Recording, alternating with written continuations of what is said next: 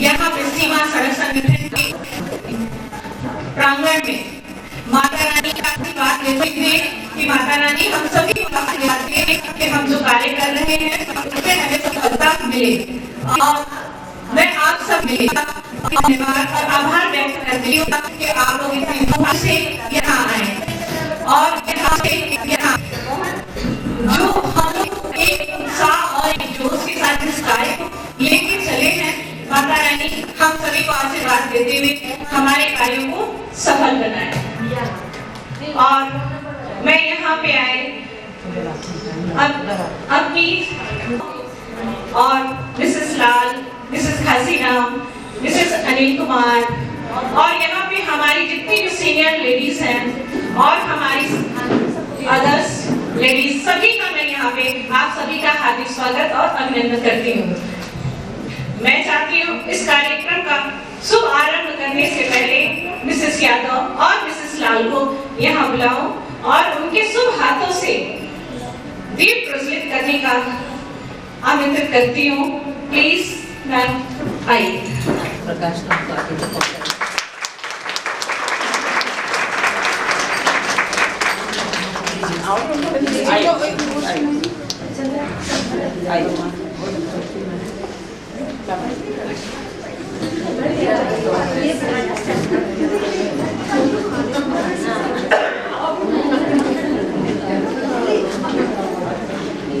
आइए मैम।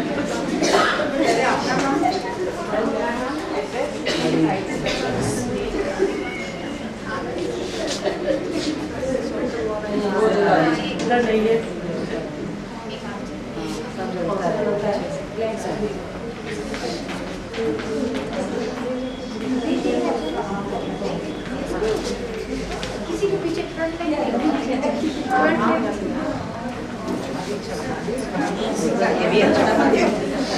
में मैं यहाँ पे आई थी, लक्ष्य करके आई थी। यहाँ पे पहली बार DCBR में रुकी थी और यहाँ पे जब मैं आई तो यहाँ का जो माहौल था, जो तरीका था, मुझे समझ में नहीं आया कि यहाँ क्या हो रहा है। हम अपने ही डिपार्टमेंट में हैं या कहीं और हैं, क्योंकि उस समय जो माहौल था वहाँ पे इस कदर छाया हुआ था कि बस लगता था कि हमारा कोई अस्तित्व नहीं है, हमारी कोई वजूद नहीं है। जो भी है, जो इनके आदेशों का बस पालन करते जाए, हमारी बात सुनने वाला नहीं है। क्योंकि ऐसा फील होता था कि हम लोग अनाथ हैं, हमारा कोई माता पिता है ही नहीं कि जो हमारी बात को आगे तक पहुंचाए। हम लोग जैसे जी रहे थे, आप सभी को मालूम है कि हमारी कोई भी बात कहीं भी नहीं सुनी जाती है। उसी दिन और उसी समय मैंने ये प्रण किया था कि एक दिन जरूर, चाहे पहले होता है ना कि पहला कदम खुद उठाओ तो सब साथ चलते हैं, महत्वपूर्ण होता है कि पहला कदम उठाता कौन है।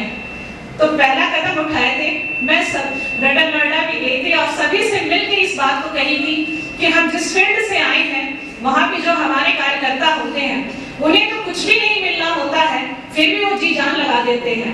हमारे तो सम्मान की बात है, हमारे तो अधिकार की बात है, तो हमें क्यों नहीं आगे बढ़ना चाहिए, क्यों नहीं अपनी बात पहुंचानी चाहिए। तो मैं तो आगे चल पड़ी हूँ, पीछे मुड़ के नहीं देखूंगी कि कौन मेरे साथ है कौन नहीं है, लेकिन चल पड़ी तो चल पड़ी। आज बेहद खुशी है कि आप भी उस मुहिम में शामिल हैं और उस चीज को पाने में अब बहुत ज्यादा समय नहीं रह गया है। निश्चित और यकीन मानिए कि हम लोग जरूर अचीव करेंगे, हमारे ही डीजी होंगे, हमारे ही डीजी होंगे, हमारा ही सब कुछ रहेगा, हमारी भी बात को सुनने वाला होगा और आगे तक पहुंचाने वाला भी होगा। इसलिए मैं पुनः आप सभी को धन्यवाद देती हूँ और मैं आगे की इस कार्यक्रम को बढ़ाते हुए मिसेस यादव से अनुरोध करती हूँ कि वो आए अपनी बातों को यहाँ रखें। इस गुलाबी ठंड सुबह में आप सबको मेरा प्यार भरा नमस्कार। आज मैंने चश्मा भी लगाया क्योंकि मैं एक एक शब्द आप तक पहुंचाना चाहती हूँ। आज मैं इस अमूल्य घड़ी का एक क्षण भी बर्बाद नहीं करना चाहती हूँ। मैं चाहती हूँ कि हमारी बात का एक एक शब्द आपके दिल तक पहुंचे। आपने सबसे पहले आपको बताना चाहती हूँ कि मुझे मालूम है जब आप यहाँ आ रहे होंगे तो आपने सोचा होगा कि आज ये ग्रेवा क्यों, प्रोवा क्यों नहीं, ग्रेवा क्या है। मेरे मन में भी आपकी तरह बहुत सारे सवाल उठे हैं, लेकिन मैं आपको आश्वासन देती हूँ कि आज इस मीटिंग के बाद आपके मन में उठने वाले हर सवाल का जवाब आपको मिल जाएगा। 32 साल पहले जब मैं सीमा सड़क संगठन से जुड़ी तो एक दिन मुझे याद आता है कि मेरी पड़ोसन ने मुझे कहा कि कल जो है वेलफेयर मीट है उसमें चलना है। जैसे कि हम आम बोलचाल की भाषा में कहते हैं वेलफेयर मीट में जाना है।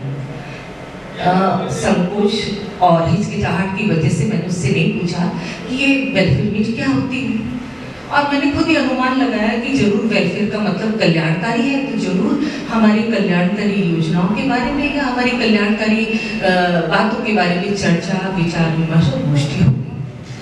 मैं अपना अच्छे से तैयार होके वेलफेयर मीट में पहुंच गई। जैसे कि हम आते हैं वहाँ गए, एक गाना हुआ, एक डांस हुआ, हमने चाय पी, हमने पकौड़े खाए और हम घर आ गए। रात भर में सोचती रही कि इसमें किसका कल्याण हुआ और कल्याणकारी जैसी क्या चीज थी। फिर मैंने सोचा मैं नई हूँ, हो सकता है ये पहली बार वेलफेयर मीट हुई और अगली मीट में हम कल्याणकारी योजनाओं के बारे में विचार करेंगे और गोष्ठी करेंगे और जरूर उसके बारे में हम कुछ न कुछ चर्चा करेंगे। लेकिन बड़े दुख के साथ मुझे कहना पड़ रहा है इस 22-25 साल के लंबे अंतराल में वो अगला दिन अभी तक नहीं आया। बहुत सारे वेलफेयर मीट मैंने खुद भी ऑर्गेनाइज किए और अनेकों अटेंड करी, बट वो दिन आज तक नहीं आया। इसी बीच चूंकि नई थी, बहुत कुछ सीखना था, तो मेरे कानों में आवाज आती, अरे हमारे यहाँ वेलफेयर में तो बहुत सारे कोर्सेज चलते हैं, हमारे यहाँ कुकिंग क्लासेस चलती हैं, हमारे यहाँ कंप्यूटर एजुकेशन होता है, हमारे बच्चों की कोचिंग क्लासेस चलती हैं, हमारे यहाँ ब्यूटी पार्लर के कोर्सेज होते हैं, और हमारे यहाँ का जो वेलफेयर का तरीका है वो इस तरह से है जिसमें कि आपके व्यक्तित्व का निखार हो, आप कुछ सीखें और आपके समय का सदुपयोग हो। मैंने कहा ये तो बहुत अच्छी बात है, मेरे बात ये दिल और जान में मेरे बस गई। इसी बीच में मुझे कुछ और बातें पता चली।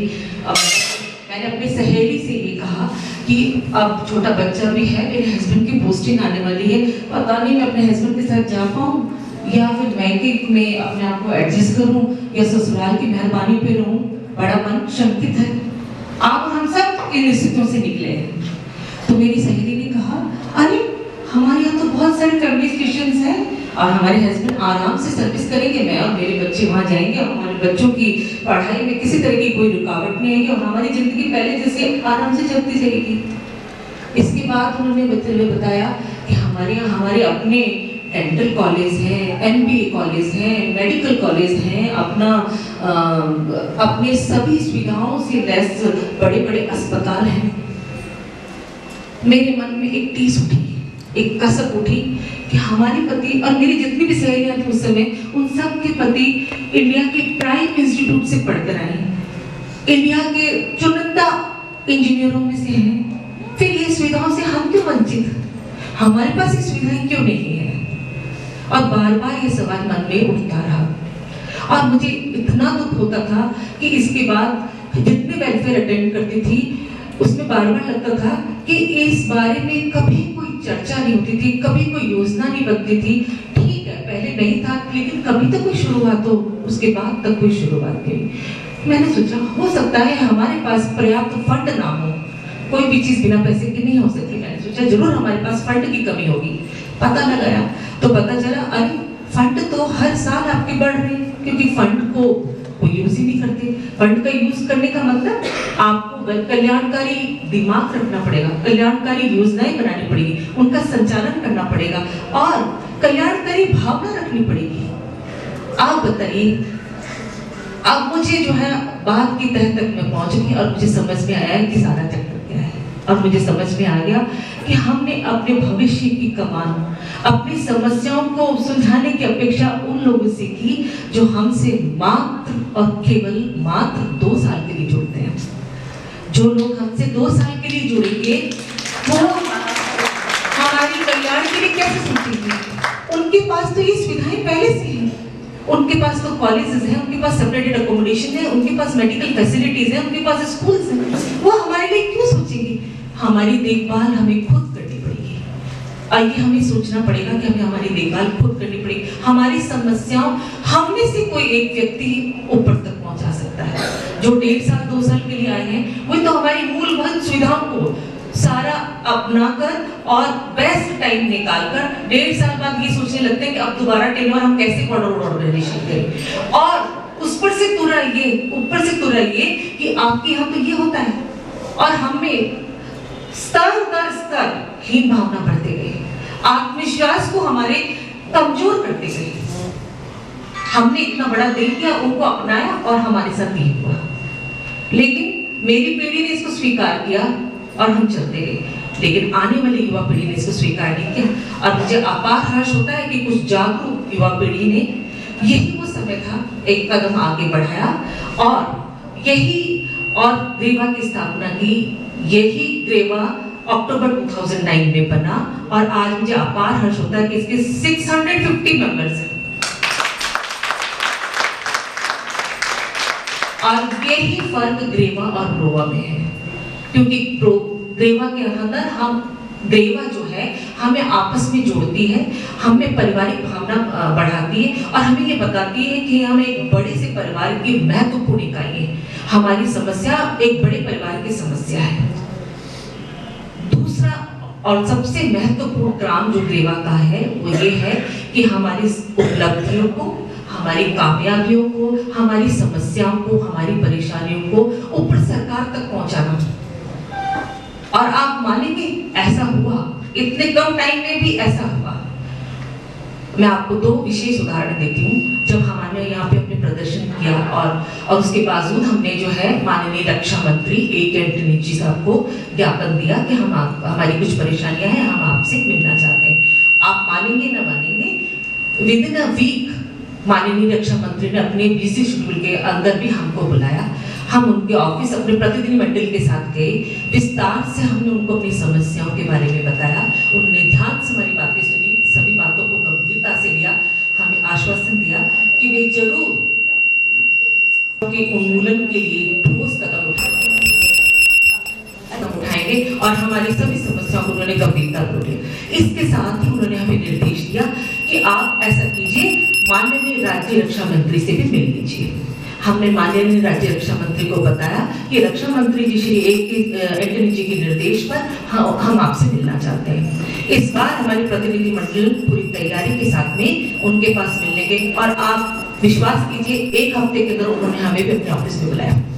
हम अपने ऑफिस में गए, हमने उनको बताया कि मामला बहुत गंभीर हो चुका है, विषमताओं असंगतताओं से बॉर्डर रोड ऑर्गेनाइजेशन भर चुका है, सब्र का बांध फूटने वाला है। आप बात की गंभीरता को समझिए।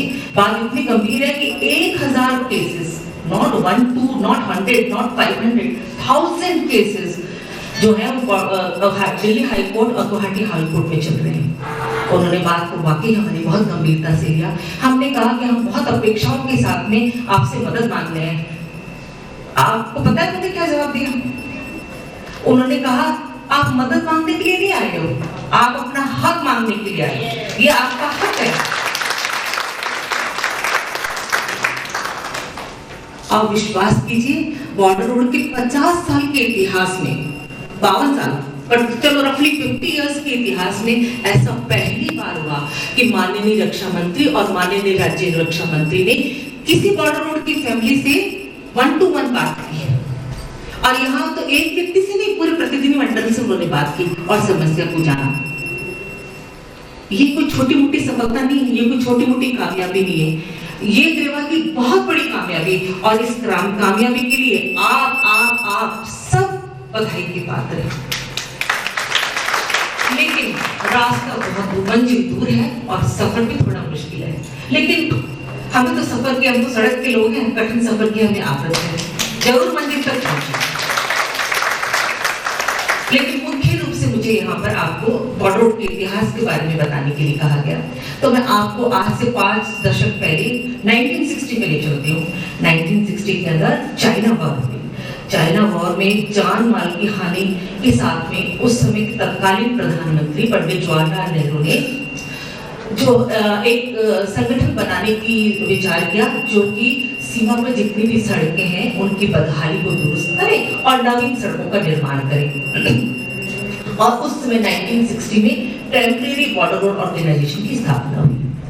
लेकिन उस समय दूरसंचार के माध्यम इतने अच्छे नहीं थे और सीमा के जो जगह कार्य का जो क्षेत्र था वो बहुत ही दुर्गम और बहुत ही अंतरंग स्थानों पे था। इसलिए पर्याप्त संख्या में ना तो अधिकारी मिल पाए और ना ही अवसर मिल पाए। इसलिए भारत सरकार ने सीमा पर पहले से काम करने वाली संस्थाओं जैसे CPWG, PWG और भारतीय सेना को उधार पर जो है कुछ ऑफिसर्स को और अधिकारियों को ले लिया। उन लोगों ने जी जान से काम किया और 2 टास्क फोर्सेस से जो शुरू हुई कहानी, वो अब 7 टास्क फोर्स 2 प्रोजेक्ट से जो कहानी शुरू हुई, वो 7 प्रोजेक्ट और 7 प्रोजेक्ट से 12 प्रोजेक्ट तक पहुंच गई। और 1977 में उस समय के प्रधानमंत्री मोरारजी देसाई जी ने राष्ट्र की प्रगति में बॉर्डर रोड ऑर्गेनाइजेशन के योगदान को मद्देनजर देखते हुए, हमारी कार्यकुशलता को मद्देनजर देखते हुए सीमा सड़क संगठन को परमानेंट बना दिया। अब परमानेंट बनाने के बाद भी और 1960 से 1970 के बीच के समय के बीच में स्थितियां